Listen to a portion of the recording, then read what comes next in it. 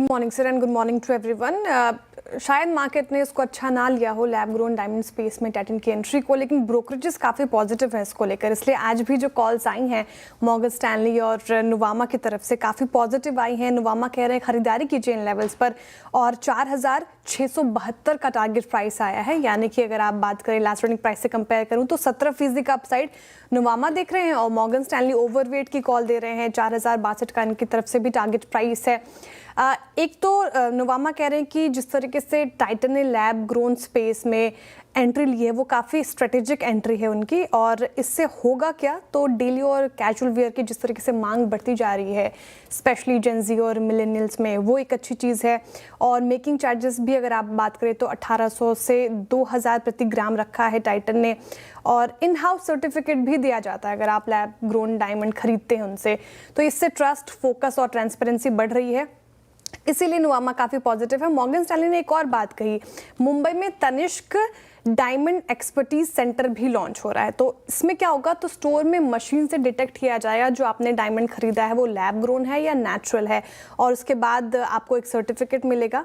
इससे Morgan Stanley मान के चल रहे ब्रांड पर और ट्रस्ट बढ़ता जाएगा और ट्रांसपेरेंसी और स्ट्रॉन्ग होगी। धीरे धीरे ये ग्रेजुअली रोल आउट होगा, तो इसलिए टाइटन उनको लगता है कि यहाँ से आउट परफॉर्म कर सकता है, इसलिए पॉजिटिव रिपोर्ट्स। ओके, टाइटन याद होगा आपको डिक्सन टेक कल बुरी तरीके से टूटा, 4% ज़्यादा की गिरावट के साथ क्लोज हुआ, और अब सीएलएसए की रिपोर्ट आ गई, लेकिन उनका मानना है कि ये स्टॉक आउट परफॉर्म करेगा, इसलिए टारगेट प्राइस उन्होंने 15,800 रुपये प्रति शेयर का रखा है। लेकिन यहाँ पे ध्यान देने वाली बात ये भी है कि टारगेट प्राइस सीएलएसए ने कट किया है। 18,800 रुपये प्रति शेयर का टारगेट पहले था, उसको कट करके 15,800 रख दिया है। अब ऐसा क्यों किया गया, तो सीएलएसए कह रहे हैं कि इंडिया में स्मार्टफोन सेल्स स्लो हो रही है और इसका असर नियर टर्म ग्रोथ पर पड़ता हुआ नजर आएगा। डिक्सन के की कस्टमर्स का मार्केट शेयर लॉस होना इम्पैक्ट करेगा, और Q3 में रेवेन्यू लगभग फ्लैट है साल दर साल, इसलिए फाइनेंशियल 26 की गाइडेंस भी कट हो सकती है, एक नेगेटिव ट्रिगर उनको लग रहा है।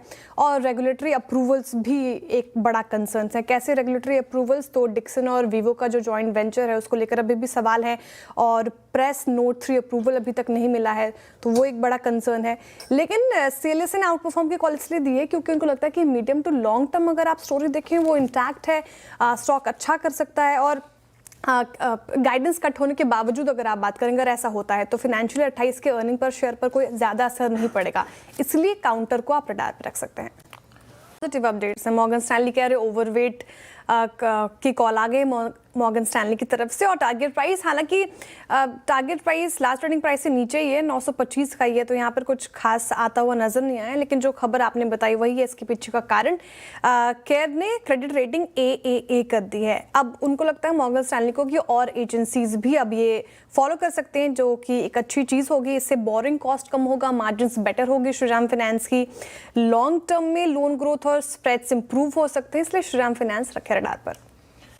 नहीं पसंद आ रहा है। एवेंडस की रिपोर्ट आ गई है और होम टेक्सटाइल्स को लेकर थोड़े कॉशियस ही नजर आ रहे हैं। सेक्टर वीक रह सकता है उनका कहना है।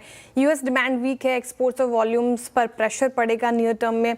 हालांकि एवेंडस कह रहे हैं कि सिक्लिकल है और स्ट्रक्चरल प्रॉब्लम नजर नहीं आ रही, लेकिन मार्जिन्स काफ़ी हद तक क्योंकि एक्सपोर्ट्स पर डिपेंड करते हैं, इंसेंटिव्स पर डिपेंड करते हैं, तो वो एक कंसर्न है। अब स्टॉक कॉल्स क्या हैं इनके, तो इंडो काउंट पर उन्होंने खरीदारी की राय रखी है और टारगेट प्राइस 348 का रख दिया है। एक बार इंडो काउंट का रखिएगा क्योंकि लास्ट ट्रेडिंग प्राइस से देखें तो अच्छे टारगेट प्राइस यहाँ पे आए हैं, लेकिन वही वेल्सपन लिविंग को रिड्यूस की कॉल दी है यहाँ पे 135 के टारगेट प्राइस। तो मिक्स्ड व्यूज इस पूरे स्पेस को लेकर एवेंटस की तरफ से। ओके।